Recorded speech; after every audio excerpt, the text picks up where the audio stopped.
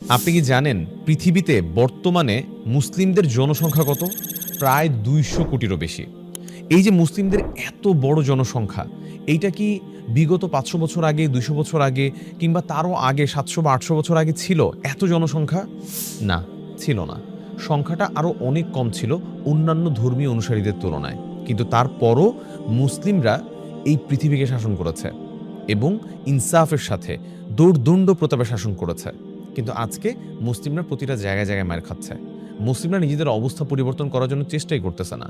আল্লাহ তাআলা কুরআনে বলছেন, বিসমিল্লাহির রহমানির রহিম, ইন্নাল্লাহা লা ইউগাইয়িরু মা বিকওমিন হাত্তা ইউগাইয়িরু মা বিআনফুসিহিম। নিশ্চয়ই আল্লাহ তাআলা কোনো জাতির অবস্থা পরিবর্তন করেন না যতক্ষণ না সেই জাতি নিজেরা নিজেদের অবস্থা পরিবর্তন করে। আপনি উমাইয়া খেলাফতের কথা চিন্তা করেন। উমাইয়া খেলাফতের সীমানা স্পেন থেকে নিয়ে ভারত পর্যন্ত বিস্তৃত হয়েছিল। স্পেন থেকে ভারত পর্যন্ত আপনি যদি মানচিত্রের দিকে তাকান, কতগুলো দেশ, কতগুলো জায়গা, পুরো টানা এই জায়গাটা মুসলিমদের শাসনে ছিল। মুসলিমরাই শাসন করেছে এই পুরো পুরো অঞ্চলটাকে। তারপরে আব্বাসীয় খেলাফতের কথা চিন্তা করেন। জ্ঞান বিজ্ঞানে কত বেশি অগ্রগামী ছিল আব্বাসীয় খেলাফত। বাইতুল হিকমা যতদিন পর্যন্ত এই বিশ্বে আলো ছড়িয়েছে, ততদিন পর্যন্ত মুসলিমদের যে শাসন কেউই টলাইতে পারে নাই, কেউই প্রশ্ন করতে পারে নাই। আপনি উসমানীয় কিংবা অটোমানদের কথা চিন্তা করেন, তারাও কতটা দুর্দণ্ড প্রতাপে এই পৃথিবীটাকে শাসন করেছে, এই ভারতবর্ষকে শাসন করেছে। কিন্তু আজকে মুসলিমরা প্রত্যেকটা জায়গায় জায়গায় মার খাচ্ছে, অপমানিত হচ্ছে। আর এই অপমানিত হওয়ার কারণ আমরা নিজেরাই। কারণ হচ্ছে আমাদের মধ্যে পাওয়ার কিংবা ক্ষমতা অর্জন করার যে ইচ্ছা, আকাঙ্ক্ষা, সেটাই একেবারে মরে গেছে। আমরা ভাবি যে পাওয়ার অর্জন করবে সেই ব্যক্তি, যেই ব্যক্তি নোংরামিতে নামতে পারে, যে ব্যক্তি ভালো না, যে ব্যক্তি অদক্ষ। কিন্তু আমরা যারা কম্পারেটিভলি নিজেদেরকে দক্ষ মনে করি কিংবা সমাজ আমাদেরকে দক্ষ মনে করে, সমাজ আমাদেরকে যোগ্য মনে করে, তখন আমরা স্বার্থপরের মতো নিজেরা নিজেদের কাজ নিয়ে শুধুমাত্র ব্যস্ত থাকি, নিজেরা নিজেদের ভালো ক্যারিয়ার নিয়ে ব্যস্ত থাকি। কিন্তু ক্ষমতা গ্রহণ করা কিংবা এই কাজগুলোতে নিজেদেরকে জড়ানোর চেষ্টা করা, সচেতন থাকা, সেটা আমরা করি না। আমরা এটা বুঝি না যে আমরা যখন একটা ক্ষমতায় যাব তখনই আমরা আসলে বুঝতে পারবো যে আমরা আসলে কতটুকু আমাদের আচরণের পরিবর্তন এসেছে অথবা কতটুকু আমরা ভালো আচরণ মানুষের সাথে করতে পারি। কেননা পাওয়ার এক্সপোজেস হু উই রিয়েলি আর। একটা বিষয় আমাদেরকে মনে রাখতে হবে যে কোনো শূন্যস্থান কখনোই খালি থাকে না। অর্থাৎ কোনো জায়গা কখনো খালি থাকে না, সেটা পূর্ণ হয়েই যায়। এখন আপনি সেই জায়গাটাকে কি ভালো কিছু দিয়ে পূর্ণ করবেন? আর যদি ভালো কিছু দিয়ে পূর্ণ না করেন, তাহলে সেই জায়গাটা কোনো একটা মন্দ কিছু দিয়ে অবশ্যই ভরে যাবে। আমরা যখন কোনো একটা নেতৃত্বের জায়গা থেকে দূরে থাকি, তখন এমন মানুষগুলো নেতৃত্বের আসনে চলে আসে যেটা আমরা হয়তো পছন্দ করি না বা পছন্দ করব না। আপনি একটা বিষয় চিন্তা করেন, আপনি যখন সমাজে কোনো একটা বিষয় হচ্ছে, কোনো একটা অপরাধ হচ্ছে, কোনো একটা ভুল কাজ হচ্ছে, যখন আপনি কথা বলছেন না, যখন আপনি দায়িত্ব নিচ্ছেন না, তখন কি সেই কাজটা কি থেমে থাকছে? সেই কাজটা কিন্তু থেমে থাকছে না। সেই কাজটা হয়ে যাচ্ছে। অর্থাৎ আপনি যখন বসে আছেন, তখন ওই জায়গাটা কিন্তু কেউ না কেউ পূর্ণ করে ফেলতেছে। আইরিশ দার্শনিক এডমান্ড বার্গ একটা কথা বলেন যে, এই সমাজটা আসলে দূষিত হয় খারাপ মানুষের জন্য না। এই সমাজটা দূষিত হয় ভালো মানুষদের নিশ্চুপ থাকার জন্য। দেখেন, একটা ছুরি একজন ডাক্তারের কাছে যদি থাকে, সেটা একটা মানুষের উপকারে কাজে লাগে। সে মানুষটা অপারেশন করে, ডাক্তার যে থাকে, সে মানুষের অপারেশন করে, সে মানুষের ভালো করার জন্য চেষ্টা করে। কিন্তু সেই ছুরিটা যদি একটা চোর বা একটা ডাকাতের কাছে যায়, একটা ছিনতাইকারীর কাছে যায়, সে কিন্তু মানুষের ক্ষতি করে। অর্থাৎ ছুরিটা কিন্তু খারাপ না, বরং ছুরিটা কার হাতে যাচ্ছে, কে ব্যবহার করতেছে, সেটা হচ্ছে ইম্পর্ট্যান্ট। এখন আপনি ছুরিটা নিতেই তো করলেন। সেই ছুরিটা আপনি না নিলেন, কিন্তু সেই ছুরিটা কিন্তু একজন ছিনতাইকারী নিয়ে যাবে। আপনি হিরোশিমার কথা চিন্তা করেন, আপনি বর্তমান বিশ্বের কথা চিন্তা করেন। বিভিন্ন জায়গাতে যে লিডারশিপ কলগুলোর কারণে পৃথিবীর অনেক অনেক মানুষের ক্ষতি হচ্ছে, অনেক অনেক জনপদ ধ্বংস হচ্ছে। সেটা কাদের কারণে হচ্ছে? ওই লিডারশিপ পজিশনের কারণে হচ্ছে। কারণ ওই লিডারশিপ পজিশনে আমরা যেতে চাই না। আমরা চাই যে ওই জায়গাটা তো নোংরা, ওই জায়গায় আমরা কেন যাব? কিন্তু ওই জায়গাটাই কিন্তু পূর্ণ হচ্ছে নোংরা মানুষদের দ্বারা। বরং আপনি যদি একটা ফাইট করার সক্ষমতা নিয়ে বা একটা চেষ্টা নিয়ে, একটা চ্যালেঞ্জ নিয়ে আপনি যদি সেই জায়গাটা লিডারশিপ পজিশনে আপনি যাওয়ার চেষ্টা করেন, তখন কিন্তু আপনি সেই জায়গাতে আপনার একটা ভূমিকা রাখার সুযোগ পাবেন। আপনি ইসলামের যেই মানুষগুলো ছিলেন, ইসলামের যেই ঐতিহাসিক যে সময়গুলো ছিল, যেই ভালো সময়গুলো ছিল, সোনালী সময়গুলো ছিল, তার কথা আপনি চিন্তা করেন। বাইতুল হিকমার কথা আপনি চিন্তা করেন। বাইতুল হিকমা সারা বিশ্বে জ্ঞানের আলো ছড়িয়েছে। তখনকার সময়ে মানুষ বাইতুল হিকমাতে ছুটে আসতো জ্ঞানের জন্য। বাগদাদ ছিল জ্ঞান বিজ্ঞানের রাজধানী সেই সময়ে। আপনি হযরত ওমর রাদিয়াল্লাহু তাআলা আনহুর শাসনের কথা চিন্তা করেন। হযরত ওমর রাদিয়াল্লাহু তাআলা আনহু যখন খলিফা হিসেবে ছিলেন, তখন উনি এমনও বলতেন যে, আমার আমার ক্ষমতার অধীনে থাকা কোনো জায়গায় যদি কোনো একটা কুকুরও না খেয়ে মারা যায়, সেটার জন্য আমাকে আল্লাহ তাআলার কাছে জবাবদিহি দিতে হবে। শুধু মানুষ না কিন্তু, বরং কোনো পশু পাখি প্রাণীরকে নিয়েও একজন খলিফা তখন চিন্তা করতেন।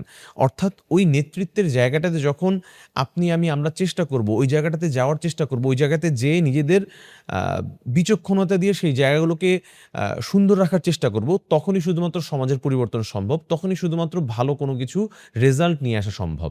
হযরত ইউসুফ আলাইহিস সালামের কথা চিন্তা করেন। হযরত ইউসুফ আলাইহিস সালাম যখন মনে করলেন যে উনাকে উনার দেশের কোনো একটা দায়িত্বে আসতে হবে, দায়িত্বে আসাটা ওনার জন্য প্রয়োজনীয়, দেশের জন্য প্রয়োজনীয়, তখন কিন্তু উনি বসে থাকেননি। উনি যেয়ে খলিফার কাছে বলেছিলেন, যেটা কোরআনেও এসেছে। কোরআনে সূরা ইউসুফে এসেছে, হযরত ইউসুফ আলাইহিস সালাম বলতেছেন, ক্বালা জাআলনি আলা খাযাইনিল আরদ ইন্নী হাফীযুন আলীম। আমাকে দেশের ভাণ্ডারসমূহের দায়িত্ব দিন। নিশ্চয়ই আমি একজন বিশ্বস্ত রক্ষক এবং জ্ঞান সম্পন্ন। হযরত ইউসুফ আলাইহিস সালাম কিন্তু বুঝেছেন যে তার এই দায়িত্বে আসাটা কতটা গুরুত্বপূর্ণ তার দেশের জন্য। তাই যদি আমরা মনে করি যে আমরা সেই জায়গার জন্য দক্ষ, কোনো একটা অবস্থানের জন্য দক্ষ, তখন সেই জায়গার জন্য সামনে এসে বলাটা এটা কিন্তু ভুল কিছু না, বরং এটা হচ্ছে একটা সুন্নাহ। এখন আমরা অনেক সময় মনে করি যে মানুষ কি ভাববে, লোকে কি ভাববে, আমার মধ্যে তো ক্ষমতার লোভ নাই, আমার মধ্যে তো টাকার লোভ নাই, আমার মধ্যে তো কোনো খারাপ কিছু করার লোভ নাই। কিন্তু না, মানুষ কি বলল, মানুষ কি ভাবলো সেটা ভাবার চেয়ে বরং আপনার এইটা ভাবা উচিত যে আপনি যদি না থাকেন, তখন সেই জায়গাটা এমন কোনো মানুষের কাছে চলে যাবে যে মানুষগুলোর দ্বারা শুধু সমাজের মানুষগুলোই কষ্ট পাবে তাই না, আপনি নিজেও তো কষ্ট পাবেন, আপনার পরিবারও তো কষ্ট পাবে। সেই কারণে এই যে নেতৃত্বের জায়গাগুলো, এই জায়গাগুলোতে নিজেদের সক্ষমতা অনুযায়ী, নিজেদের বিচক্ষণতা অনুযায়ী নিজেদেরকে আসার চেষ্টা করতে হবে। নিজেদেরকে এটাকে সুন্নাহ মেনে নিজেদেরকে এই ব্যাপারে প্রকাশ করতে হবে, নিজেদের দক্ষতাকে প্রকাশ করতে হবে, নিজেদের জ্ঞানকে আরো অনেক বৃদ্ধি করতে হবে। এবং মনে রাখতে হবে, যতটুকু আমাদের কাছে পাওয়ার আসবে, ততটুকু আমাদের কাছে রেসপন্সিবিলিটি আসবে। কেননা with great power comes great responsibility. আমাদেরকে ৩টা বিষয় আমাদেরকে অর্জন করতে হবে বা ৩টে বিষয়ের দিকে খেয়াল রাখতে হবে। একটা হচ্ছে আমাদেরকে শ্রেষ্ঠত্ব অর্জন করার জন্য চেষ্টা করতে হবে। অর্থাৎ যখনই আমরা আল্লাহ তাআলার কাছে কিছু চাইবো, আমরা সবচেয়ে বেশিটা চাইবো। অর্থাৎ সবচেয়ে বেশি করে চাইবো যে আমি এই বিষয়টা চাই, এটার আমি বেস্ট হইতে চাই। হে আল্লাহ, আপনি আমাকে এটাতে বেস্ট হওয়ার সুযোগ করে দেন। আমি সেনাপতি হইতে চাই, আমাকে শীর্ষ সেনাপতি হওয়ার সুযোগ করে দেন। আমি বিজ্ঞানী হইতে চাই, আমাকে শীর্ষ বিজ্ঞানী হওয়ার সুযোগ করে দেন। আমি ইনফ্লুয়েন্সার হইতে চাই, আমাকে শীর্ষ ইনফ্লুয়েন্সার হওয়ার সুযোগ করে দেন। আমি লেখক হইতে চাই, আমাকে সর্বশ্রেষ্ঠ লেখক হওয়ার সুযোগ করে দেন। এবং আল্লাহ তাআলার কাছে যখন আমরা দোয়া করব, এই দোয়াটাও করব, রব্বানা আতিনা ফিদ দুনিয়া হাসানাতাও ওয়া ফিল আখিরাতি হাসানাহ ওয়া কিনা আযাবান নার। অর্থাৎ দুনিয়াতেও সর্বশ্রেষ্ঠ কিছু চাইবো, আখিরাতের জন্য সর্বশ্রেষ্ঠ কিছু চাইবো। এই চাওয়ার ক্ষেত্রে কোনো কমতি রাখা যাবে না, কোনো কৃপণতা রাখা যাবে না। কেননা আল্লাহ তাআলার আমাদেরকে দেয়ার জন্য কোনো কমতি নেই। আল্লাহ তাআলার কাছে কোনো কিছুর কোনো লিমিটেশনস নাই। এই শ্রেষ্ঠত্ব অর্জন করার চাহিদা, শ্রেষ্ঠত্ব অর্জন করার ইচ্ছাটাই আমাদেরকে নেতৃত্বের আসনে সামনের দিকে নিয়ে যাবে। এরপর আমাদেরকে প্রভাব তৈরির চেষ্টা করতে হবে। এখনকার দিনে প্রভাব তৈরি মানে আপনি তলোয়ার দিয়ে যুদ্ধ করা বা সামরিক যুদ্ধ করা, শুধুমাত্র সেটাই না, বরং এর চেয়ে বড় যুদ্ধ আপনি করতে পারবেন যদি আপনি টেকনোলজিতে ভালো হন, আপনার যদি ইকোনমি ভালো থাকে, আপনি যদি বয়ান তৈরি করতে পারেন, ন্যারেটিভ তৈরি করতে পারেন। অর্থাৎ এই যে ৩টা বিষয়, এগুলো যখন আপনি সঠিকভাবে এটা ইউটিলাইজ করতে পারবেন, টেকনোলজিতে ভালো করতে পারবেন, ইকোনমিতে ভালো করতে পারবেন, বয়ান তৈরি করতে পারবেন, ন্যারেটিভ তৈরি করতে পারবেন, তখনই দেখবেন যে আপনি নেতৃত্বের আসনে বা আপনারা নেতৃত্বের আসনে বা ভালো মানুষগুলো বা মুসলিমরা নেতৃত্বের আসনে আসতে পারবে। এবং এই কাজগুলো করার মাধ্যমে আমরা আমাদের নিজেদের যোগ্যতাকে আরো অনেক বেশি বৃদ্ধি করতে পারবো। কেননা এখনকার দিনে যদি আপনার ইকোনমি ভালো থাকে, যদি আপনি টেকনোলজিতে ভালো থাকেন, তাহলে মানুষ আপনাকে নেতা মানতে বাধ্য হবে।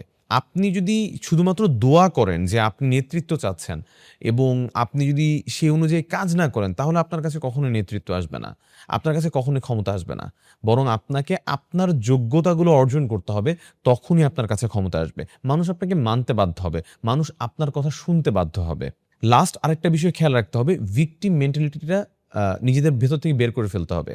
আমাদের মুসলিমদের মধ্যে এখন একটা আছে যে এই আমাদেরকে এখানে মারতেছে, আমাদেরকে সেখানে মারতেছে, আমাদেরকে, হ্যাঁ এটা আপনি বলতেছেন একটা আফসোসের কথা, কিন্তু হ্যাঁ যদি এর পেছনে আপনার কোনো প্ল্যানিং থাকে তাহলে ভালো, যদি প্ল্যানিং না থাকে তাহলে এটা কখনোই ভালো না। আপনি যে সেই ভিকটিম মেন্টালিটি নিয়ে নিজেদের মধ্যে একটা হীনমন্যতার মধ্যে থাকেন, আপনি ভাবেন যে না, মুসলিমরা সারা জীবন শুধু এভাবে মাইর খেয়েই যাবে আর আমরা জাস্ট মানুষের কাছে বিচার দিব, আফসোস করব।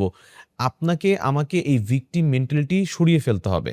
যেই জায়গায় কাজ করলে আমরা আর ভিকটিম হব না, সেই জায়গাগুলোতে আমাদের কাজ করতে হবে। মুসলিমদের কাজ করতে হবে। তাহলেই কেবল এই যে পৃথিবীতে মুসলিমদের উপর এত বেশি অত্যাচার, এত বেশি জুলুম, সেইটার আমরা প্রতিবাদ করতে পারবো, সেটার বিরুদ্ধে আমরা কথা বলতে পারবো। তাই শ্রেষ্ঠত্ব অর্জন করা, প্রভাব তৈরি করার চেষ্টা করা এবং ভিকটিম মেন্টালিটি এগুলো পরিত্যাগ করা আমাদের জন্য খুবই কর্তব্য। আমরা একটা জিনিস মনে করি যে শুধুমাত্র কুরআন পড়া, নামাজ পড়া এগুলোই শুধুমাত্র ইবাদত, অন্য কিছু ইবাদত না, বা জিহাদ করা।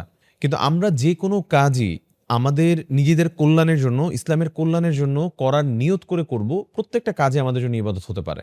আপনি যদি ঘুমান যে আপনি শক্তি অর্জন করতেছেন, যে সকালবেলা উঠে আপনি ইবাদত করবেন, ফজরের নামাজ পড়বেন, এবং আপনি কোনো খেলাধুলা করতেছেন, সেই খেলাধুলার পেছনে আপনার যে নিয়ত সেটা হচ্ছে আপনি ফিজিক্যালি স্ট্রং থাকবেন এবং সেটাকে আপনি ইসলামের কল্যাণে, মানুষের কল্যাণে, সমাজের কল্যাণে ব্যয় করবেন, সেটাও আপনার জন্য একটা ইবাদত। ইবনে সিনা যখন চিকিৎসা বিজ্ঞান নিয়ে কাজ করছিলেন, সেটাও তার জন্য একটা ইবাদত। খোয়ারেজিমি যখন গণিত নিয়ে কাজ করছিলেন, সেটা তার জন্য ইবাদত। সুলতান মোহাম্মদ ফাতিহ যখন তার রাষ্ট্র পরিচালনা করছিলেন, বিভিন্ন দেশ জয় করছিলেন তার শাসন আমলের জন্য, তার শাসনের জন্য, তখন সেটাও তার জন্য ইবাদত। ঠিক তেমনিভাবে প্রত্যেকটা ক্ষেত্রেই মুসলিমরা যে কাজটাই তার সঠিক নিয়তের সাথে করবে, প্রত্যেকটা কাজই তার জন্য ইবাদত। আল্লামা ইকবাল একটা কথা বলছিলেন, খুদি কো কার বুলন্দ ইতনা কি খুদা বান্দে সে খুদ পুছে কি বাতা তেরি রাজা ক্যা হ্যায়। অর্থাৎ নিজের আত্মাকে বা নিজের কাজকে এতটাই উচ্চ করো যে আল্লাহ তাআলা নিজেই তোমাকে বলবেন যে তুমি কি চাচ্ছ আমার কাছে। সেইভাবে নিজেদেরকে প্রস্তুত করতে হবে, সেই জায়গায় নিজেদেরকে নিয়ে যেতে হবে, সেই উচ্চতায় নিজেদেরকে উন্নীত করতে হবে। মনে রাখতে হবে যে প্রভাবহীন মানুষ যারা আছে তারা সবাই শুধুমাত্র নিজেদের ক্ষতিটাই দেখতে পারে, আর একজন প্রভাবশালী মানুষ এই পৃথিবীর গতিপথ বদলে দিতে পারে। একটা বিষয় ভিকটিম মেন্টালিটি নিয়ে যেটা বলছিলাম, যে ভিকটিম মেন্টালিটি যদি আমাদের মধ্যে থেকে আমরা বের করতে না পারি, তাহলে আমরা নিজেদেরকে সঠিকভাবে প্রকাশ করতে পারবো না। আমরা যেই বিষয়টা চাচ্ছি, যেই ক্ষমতা অর্জন করতে চাচ্ছি, যে সক্ষমতা অর্জন করতে চাচ্ছি, সেটা সক্ষমতা অর্জন করতে পারবো না। এবং আমাদেরকে এডুকেশনকে সবসময় প্রায়োরিটি দিতে হবে। শিক্ষার যে পাওয়ার, শিক্ষার যে শক্তি, সেটাই আমাদেরকে সাহায্য করবে সামনের দিকে এগিয়ে যাওয়ার জন্য, এবং শিক্ষায় আমাদেরকে সাহায্য করবে ভিকটিম মেন্টালিটি পরিত্যাগ করার জন্য। স্পেনের যে ইতিহাস, সেখান থেকে আমরা একটা শিক্ষা পেতে পারি। আমরা অনেকেই জানি বা অনেকেই জানি না, স্পেন একটা দীর্ঘ সময়, শতাব্দীর পর শতাব্দী মুসলিমদের শাসনে ছিল। আজকে সেই স্পেন মুসলিমদের শাসনে নাই। আজকে সেই স্পেন বিধর্মীদের শাসন আমলের মধ্যে আছে, বিধর্মীদের শাসনে আছে। কেন? কারণ তখনকার সময়ে যারা নেতৃত্বের আসনে ছিল, তারা দক্ষভাবে সেই নেতৃত্বকে পরিচালনা করতে পারেন নাই, দেশকে পরিচালনা করতে পারেন নাই। তাদের মধ্যে ভিকটিম মেন্টালিটি ছিল, তাদের মধ্যে পজিটিভ লিডারশিপ মেন্টালিটি ছিল না। এবং যখন সেই সময়ের যিনি নেতা ছিলেন, যখন তিনি স্পেনটাকে বিধর্মীদের কাছে হারায় ফেলেন, তখন তিনি যখন ব্যাক করছিলেন, তখন কাঁদতেছিলেন। তখন তার মা তাকে বলতেছিল যে তুমি যেই রাজ্যকে পুরুষের মতো বীর দর্পে রক্ষা করতে পারো নাই, তার জন্য তুমি নারীর মতো কান্না করো না। অর্থাৎ তার কাছে সুযোগ ছিল যে সে তার নিজের সক্ষমতা অনুযায়ী তখন লড়াই করে তার রাজ্যটাকে, তার ক্ষমতাকে মুসলিমদের শাসনামলের মধ্যে রাখার, কিন্তু সে সময় সেটা করতে পারে নাই, এবং তারপরে সে আফসোস করতেছিল, কান্না করতেছিল। আর এখন আমাদের মধ্যে সেই বিষয়টা হয়, আমরা কোনো একটা কিছু করার চেষ্টা করি না, অর্জন করার চেষ্টা করি না, সেই জায়গাটা নেয়ার চেষ্টা করি না, সেই প্রয়োজনীয় যে কাজটা আমাদের করা দরকার সেটা আমরা করি না, কিন্তু আমরা আফসোস করি। আর এই আফসোসই আমাদেরকে শেষ করে দিচ্ছে।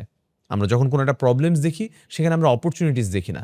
আমরা সেখান থেকে কোনো একটা লিডারশিপ একটা অ্যাক্টিভিটি করে সেখান থেকে একটা রেজাল্ট বের করে আনার চিন্তা করি না। আমরা চিন্তা করি যে প্রবলেমস হয়েছে মানে আমি এই জায়গাটাতে আর পারতেছি না, আমি আগাইতে পারবো না।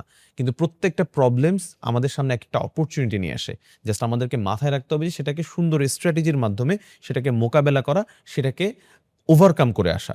বিশেষ এটা বলতে পারি যে যদি ক্ষমতা আমাদের কাছে থাকে, তাহলে আমরা নির্যাতিত হব না। ক্ষমতা যদি আমাদের কাছে না থাকে, ক্ষমতা যদি অন্যদের কাছে থাকে, যাদের দ্বারা নির্যাতন হওয়ার সম্ভাবনা আছে, তাহলে আমরা নির্যাতিত হতেই থাকবো, অথবা নির্যাতিত হওয়ার সম্ভাবনা থেকেই যাবে। তাই আমাদেরকে ক্ষমতা গ্রহণ করার চেষ্টা করতে হবে, নিজেদের প্রভাব বাড়ানোর চেষ্টা করতে হবে, এমন সব বড় বড় প্রতিষ্ঠান গড়ে তুলতে হবে যারা এই বিষয়গুলোকে কন্ট্রোল করার সক্ষমতা অর্জন করতে পারে। বড় বড় আর্থিক প্রতিষ্ঠান, বড় বড় ভালো ভালো প্রতিষ্ঠান, পাওয়ারফুল প্রতিষ্ঠান আমাদেরকে তৈরি করতে হবে, যারা আমাদেরকে সহযোগিতা করবে এই ক্ষমতার জায়গাটাকে নিয়ন্ত্রণ করার জন্য অথবা ক্ষমতায় আসার জন্য। আমরা এই যে ২০০ কোটি মুসলিম, এটাকে আমরা শুধুমাত্র সংখ্যাই থাকবো, নাকি এই যে সংখ্যাটা সেটা একটা সিদ্ধান্তকারী শক্তিতে পরিণত হবে, সেটা আমাদের কাজের উপর নির্ভর করবে। আমরা কতটুকু এই বিষয়টা নিয়ে অ্যাওয়্যার থাকছি, কতটুকু নিজেদের যোগ্যতা অর্জন করার চেষ্টা করছি, তার উপর নির্ভর করবে। দর্শকের শুধুমাত্র যদি আমরা হাততালি দেওয়ার চেষ্টা করি আর আফসোস করি, তাহলে হবে না। আমাদের উচিত হবে না শুধুমাত্র দর্শক হয়ে থাকার। আমাদের উচিত হবে না শুধুমাত্র বাইরে থেকে জাস্ট করতালি দেয়া অথবা আফসোস করার। আমাদের উচিত হবে দর্শক না হয়ে নিজেদেরকে নেতৃত্বের আসনে নিয়ে আসা, নিজেদেরকে ক্ষমতার আসনে নিয়ে আসা। আল্লাহ তাআলা আমাদের সবাইকে কবুল করুন। আমিন।